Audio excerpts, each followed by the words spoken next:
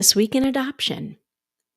It is me, Rebecca Greenspan, the founder, the CEO of RG Adoption Consulting.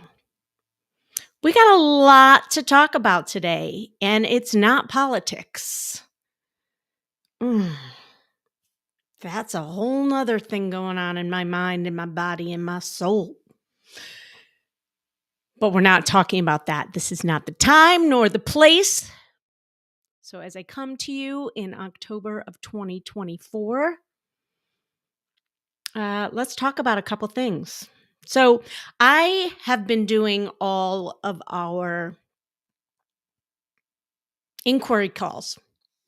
We get on live, on a Google Meet, face to face. I answer questions, and inevitably, almost every single person asks about financials. So let's talk about it.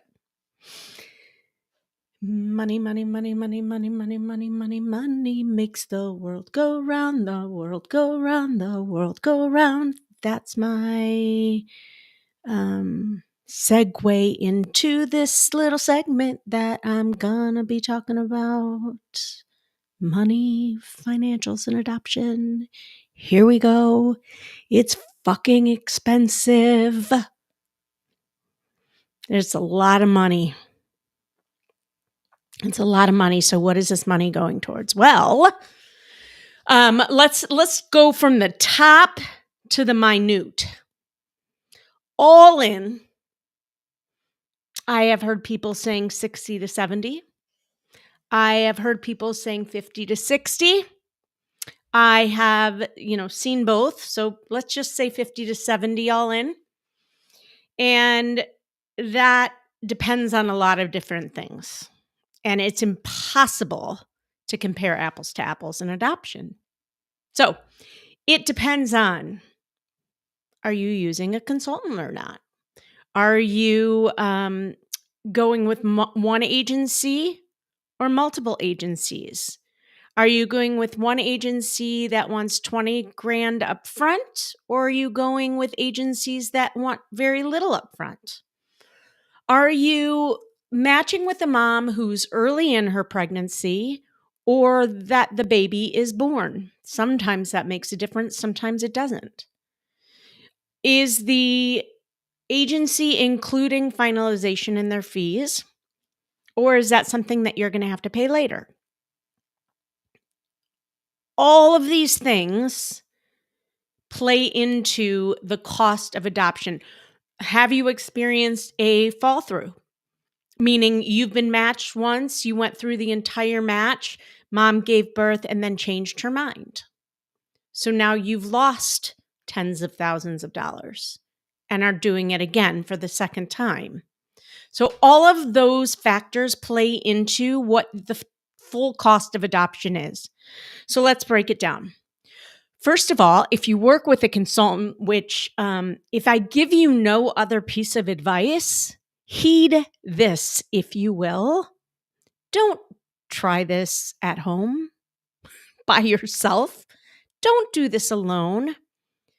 Put a team together of people you trust, starting with a consultant that you trust. A good consultant is going to, I'm going off on a tangent now, away from money, but we'll get back to it. A good consultant is going to truly prepare you for what this process looks like, is going to feel like, what the legals are, what the things are that you really need to know in order to be an adoptive parent to begin with. I can't tell you how many times on an inquiry call I'm telling people what it means to say you want to adopt a white baby with no drug exposure or whatever, that when I'm talking to someone, I'm like, you're talking about surrogacy, you're not talking about adoption. And at the end, they're like, oh my God, this was so helpful. Thank you so much for just putting the truth out there, like really laying it out so that we fully understand and don't feel like a rug has been pulled out from under us. So they're going to help really prepare you, educate you, get everything you need together, guide you to the places you need to go, tell you what you need to do when and how to do it, what to do, what not to do, what to learn about when, challenge you when you're being unreasonable or your expectations are a little off, which are all things you need. And an agency alone may not do all those things, right? So, anyways, back to financials. So, a consultant. Consultants can be anywhere from 1,500 to 10,000, depending on what is included in those costs. Which brings me to another factor. You need to know when you are paying any entity what is included in that costs, what are the timelines. You need to know a lot of things, but at least know what's included and am I going to need to pay anything else in additional if I work with you. Okay. Then we have the home study. The home study, again, depending on your state, where you live, the agency, how they charge and do things, is going to probably range between 1,000 and 5,000, right? Also, part of that depends on, do they include post-placement visits in the cost of the home study, which is something you need. I'm not going to go into all the things and what it is, what everything means, but do you need post-place, or does the cost of post-placement visits fall under what they're telling you a home study costs? Then you have to put together your profile. Your profile may cost additional unless you're working with a consultant like RG Adoption Consulting, who includes that in their fees, but many consultants don't include that in their fees, and they have providers that they'll tell you about, and a profile can cost you anywhere from, I think, 700 to 2,000. And then once you have your profile, you are going to apply to an agency, one or many. I personally think you should not put all your eggs in one basket. And when it comes to adoption, more is more. You go to a financial planner, they're likely going to tell you to diversify your money. I'm telling you to diversify your money too. And that also means you're going to be paying a lot less money up front, and the bulk of it is going to come later once you're in a match that you're comfortable with. So you decide. Signing up with agencies. I think you can sign up with 3 agencies for about $5,000. And then you start seeing situations and you match. Now, how much do you pay? This is where the bulk comes in.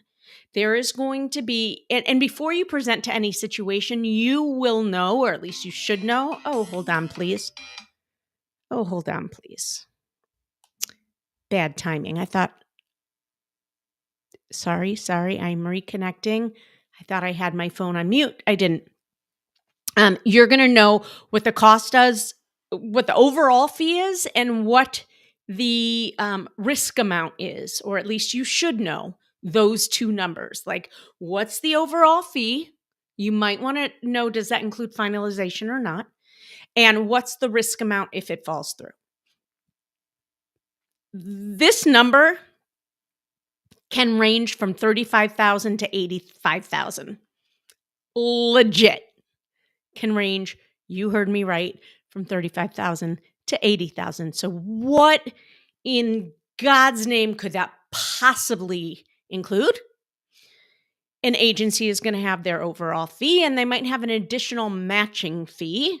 I don't know. Some of it is crazy, and I don't even know how to decipher all of these things, but agency fee, matching fee, advertising fee, if they pay a big fee to advertise for birth moms, counseling fees, and living expenses for expectant mom. I'm not going to go into what all that includes, but just know that you want to be taking care of the expectant mom who might be carrying your baby. You want to make sure she's well taken care of. So that includes, is she homeless? Is she not homeless? Does she have Medicaid? Most of them do. Or is there medical expenses? Is she traveling? Are you traveling? Is the agency traveling? All of this plays into what the total fees are. Some agencies have a flat fee, and no matter what the situation is, it's always going to be the same fee. And then finalization fees, if they're included in there or not, is probably an additional $3,000 to $5,000 for an attorney to finalize. So that's what's all included. There may be some extra things here and there. If you have a consult with a doctor, if you need extra consultations with an attorney, if it's if for some reason the situation has to go to court, which don't get scared about that. It rarely does. But these are all things that add into the cost. Your travel, if you're adopting from another state, travel expenses, flights and hotels and all of that. So that's what is included in the financials. The other thing I want to bring up, and I'm not going to dig into this because I am not technically a therapist, although I have my master's in social work. I let that license go away. I have all these texts coming in. Mental health. Sorry, I'm getting distracted. That's my mental health issue. I get distracted very easily. When you're reading about adoption situations, the mental health piece is really difficult and complicated and confusing. And I say this because, and again, I am not a licensed mental health professional that is practicing in that field right now, but sometimes you can't determine if what they are saying is environmental. Has it been diagnosed, and when? Are they on medications? Is it substance abuse, substance induced, meaning if they're a drug addict very actively, could what's happening with them mental health wise be connected to the drugs that they're taking? Is what they have reported mental health wise hereditary? Sometimes they're telling you things about their parents. And again, all those questions. So is it diagnosed? Is it self-diagnosed? These are all things that you have to take into consideration when considering whether or not you want to present and whether or not you are truly comfortable with everything that is presenting. And that's where I really recommend having a doctor on your team. I am going to shout out to Dr. Sarah Silvestri, who we use all the time. And I know a lot of other adoption entities have been starting to use her as well. She is a wealth of knowledge and is very reasonable as to her consultations. A lot of our families have been using her lately, and we have started including a consultation with her in some of our programs. So these are all things you need to think about ahead of time. And also, I also get this comment all the time that we really want to adopt a healthy baby. And I think what that translates to, if I was really going to read between the lines, what people are actually saying is, we don't want a baby that has drug exposure. Now, one doesn't always equate with the other. Sometimes no exposure, a non-healthy baby. Sometimes exposure's a healthy baby. In fact, many times with opioid-exposed babies, they are very healthy. They might go through an initial withdrawal, and then they tend to do just fine. From what I've learned, again, not a doctor. Okay. Going on to the next segment of This Week in Adoption, we are going to talk stats, Q3 stats. I don't think I have done that yet. But before I do that, let me just read you the mission of my company, RG Adoption Consulting. Our mission, which we say as a team at every quarterly meeting, is to guide, support, and educate open-minded, hopeful parents to fulfill their dream of becoming a family through domestic adoption while providing ethical resources and a heart-centered adoption community. Our community is amazing, and our vision is to personally connect with and serve a diverse and open-minded community from across the country to provide the tools necessary during their adoption journey for our families to become the best parents for their adopted child, with a goal to adopt in less than a year. Okay, that said, here are some of our statistics. In Q3, we had 24 families adopt. And let me just move some of this over. Let's see here.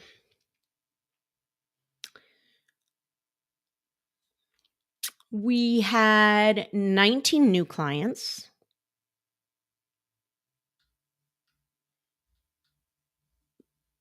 Wait a minute. Am I opening the right one? You guys, I'm totally lying. I just opened the 2023. So hold on one second, please. And I knew when I was reading you the mission, and I'm like, that sounds old. I don't think that's the new one. So our new vision and transformative statement is that we empower families seeking adoption through expert advice and compassionate support to turn dreams of parenthood into reality filled with love, understanding, and joy. All right, we'll go with that. So actually, last year, Q3, we had 22 new clients. And this year, Q3 2024, 22 new clients. 13 placements this quarter, or Q3, which is down. Last year at this time, we had 24 placements. So placements overall across the country are down from what I hear from everyone for the most part, but we had 13 families adopt and 52 year to date, which is still very exciting. 52 families by the end of September had adopted, which is exciting. Still not seeing any particular agency that we work with that account for the majority of our placements. So still coming from all over the place. And same with fall throughs. Like, is there one agency that has the most situations that are falling through? No.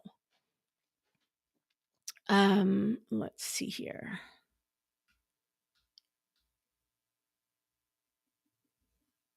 We have 22 new clients. What else can I tell you? Hold on. Getting to the interesting things. Okay.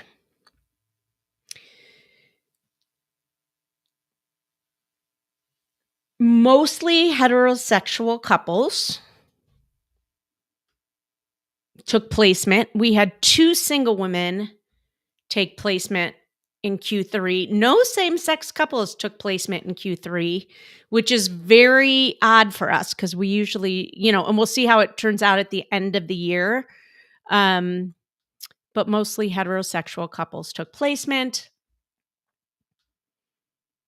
We sent out 125 situations that we received from agencies and attorneys. To date, we have well over 130 that we've received, and typically about 20% of what we receive are matched with one of our families. And we saw exactly that in Q3. We had 23 families, which is 18%, matched through a situation that I received from not an agency that those families were signed up with, if that makes sense. Q3 2024, we had 8 boys and 7 girls adopted. Last year in Q3, there were 18 girls and 6 boys. So it's back to about 50-50. We also saw of our placements, 47% were white, 20% were Hispanic, 13% Black, 7% a white mix, and 13% Black and Hispanic. A more diverse quarter than last year at this time, I'll tell you. All right, here's where things get a little interesting, that we're seeing a little shift that we don't like. All right, start date to adoption in Q3. From the people who adopted, what we saw was that the majority, 46%, had adopted after waiting between 1 to 2 years. 7% had waited over 2 years. 15% adopted after working with the, oh shit. Hold on. I just lost hold on. Let me get back there, because I think this is where the interesting stuff gets. Okay. Starting with us until they adopted. So from the day they started with us, we have people who start with us who have a home study already and are just off to the races, and others who are starting brand new without a home study. 15% of the people who adopted within 1 to 3 months of working with us. 15% adopted within 4 to 6 months of working with us. 7%, or almost 8%, 7 to 9 months of working with us, and almost 8%, 10 to 12 months from working with us. So let me do quick math here. 37,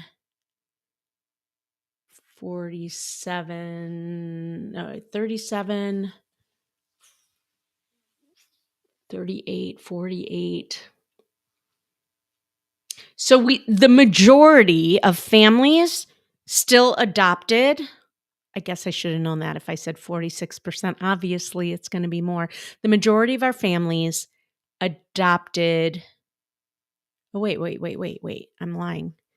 37, 38, 39, 40, 41, 42, 43, 44, 45. No, about 45% adopted in less than a year from signing up with us.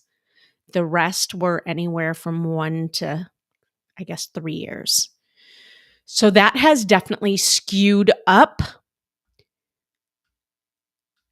And then if we look at the time, from the time they signed up with their agencies to adoption, let's look at that.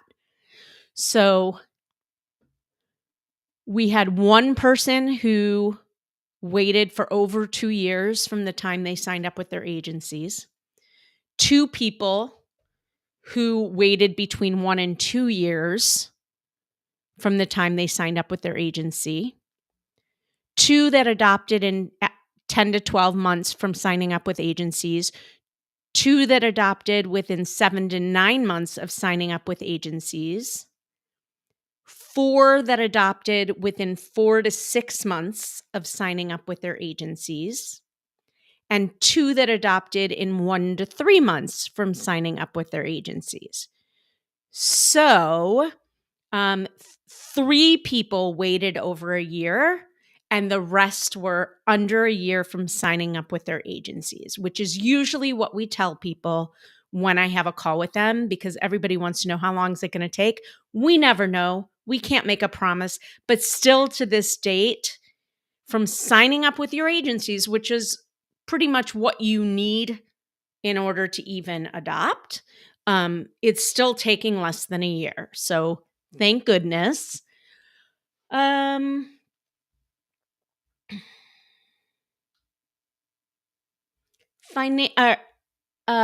throughs are still way higher than we want them to be.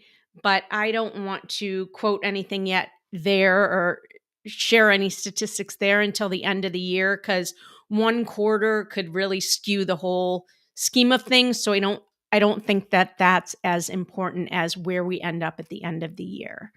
What I will tell you is that people who had fall throughs, um, the majority by one, were matched with a match time of 5 to 6 months, meaning mom was due 5 to 6 months after they were matched. And then 3 were matched with somebody for 1 to 2 months and then it fell through. 3 were matched with somebody for less than a month and it fell through. And then a couple at 3 to 4 months.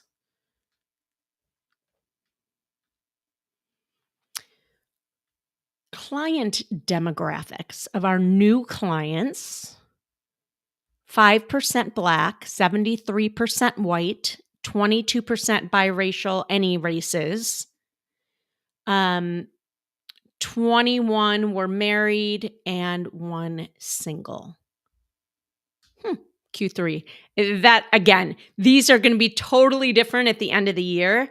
But what this does tell me, and what I want to tell all of you, is that Black families are needed. When I have a full Black couple, or even a biracial couple, but full Black especially, they don't wait very long. In fact, we just had a new Black couple sign up, and literally the day they signed up, I'm like, I know this is crazy, but I'm presenting you with a baby born situation. We're still waiting on who she chose, but crazy how fast that can go.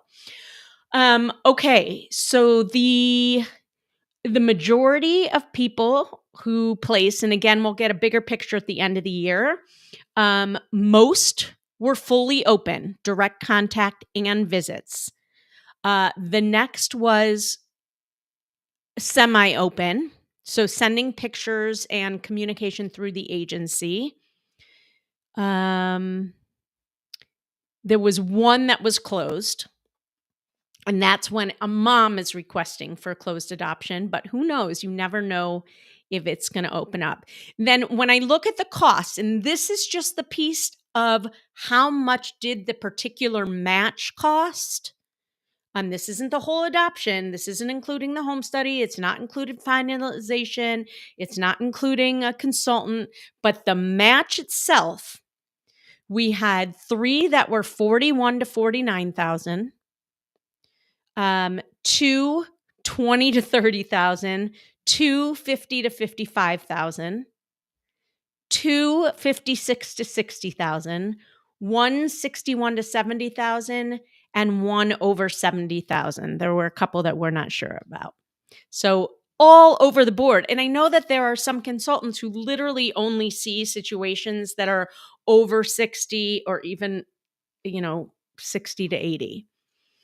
Most, luckily, we've been asking this, most of the birth moms who placed their baby did have legal representation from what the families know.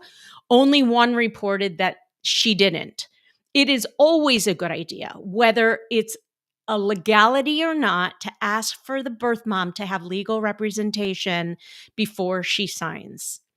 And as far as exposures, and this is something that this was actually a really exciting stat. 9 people who took placement, their moms didn't have any exposure. What we didn't look at is race, but typically we know that the majority of white women are using. Black women usually are not using. Hispanic is like 50-50. I know it sounds crazy, but it's true. But 9 people who took placement, no exposures. And then we did see a couple with fentanyl, one with meth. We're always going to see a lot of marijuana. Most of our families are coming through referrals from adoption agencies, which is awesome. Our past clients, Google, Instagram, and that's awesome. And I think those are the things that you would care about. I'm just looking to see if anything else. No, that's it. So that's what's going on in statistics. And then I just wanted to leave you. I just wrote out for a marketing group that I'm in. It's been a long time since I really circled back to my story. And so I'm going to tell you a little bit about me if we've never met. And uh, yeah, so here it goes. At 40 years old, standing at a crossroads, I never anticipated. At 40 years old, standing at a crossroads I never anticipated, I found myself single, living in a one-bedroom condo in Chicago and working for a nonprofit. The life I'd envisioned, a loving husband, a house filled with children, and a large yard where we would enjoy a crisp fall day together, seemed like a distant dream. Yet one aspiration burned brighter than ever: becoming a mother. Despite fears and societal expectations, I decided to take control of my destiny. After a year of back-to-back fertility treatments that felt like an emotional roller coaster, multiple consultations with doctors, acupuncture, herbal remedies, and pelvic massage, I was exhausted. I faced the heart-wrenching realization that my body wasn't cooperating with my dreams. Who can relate? Heartache lingered, but giving up was not an option.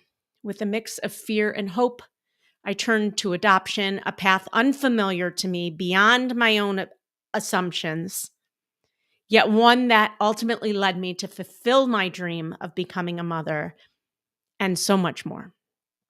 Sharing my decision wasn't easy. Questions and doubts echoed around me. Don't you want your own baby? Parenting is hard enough with two parents. Why are you giving up on finding a husband? But I knew deep down that motherhood isn't always defined by biology or marital status. Through an adoption consultant, I began navigating the intricate maze of home studies, profiles, and agency applications. And despite being told that my age, my single status, and Jewish faith might make my journey more difficult, I was chosen by an expectant mother in just 3 months. Meeting her was humbling. Her strength and grace shattered any preconceived notions I had about birth mothers. When I first held my son, a beautiful baby with gorgeous brown skin — I am as white can be — and a head full of black hair, I felt a profound connection. Tears of joy streamed down my face as I embraced this precious boy who was now a part of me. My life changed in that instant. It became richer, more complex, and filled with love I hadn't known was possible. Parenting as a single mother has been both challenging and rewarding. There are moments of exhaustion, juggling the demands of running my own business and doing my best to raise a confident, healthy, and happy boy. I've grappled with concerns about being an older parent. Can you relate? Anybody? Raising a child of a different race than my own, and ensuring that my son has strong male role models. Challenges are inevitable, but solutions are usually found along the way. Motherhood through adoption has fulfilled me in ways I could have never imagined. Inspired by my journey, I founded RG Adoption Consulting in 2013. My mission is to guide hopeful adoptive parents through the domestic adoption process with empathy and expertise. Since then, my team and I have helped almost 500 families, pinch me, across the United States realize their dreams of parenthood. We provide personalized support, recognizing that every adoption story is unique. Today, I pinch myself, grateful for the path that led me here. My son, now a vibrant teenager, and I share an unbreakable bond forged through love, resilience, and the courage to embrace the unexpected.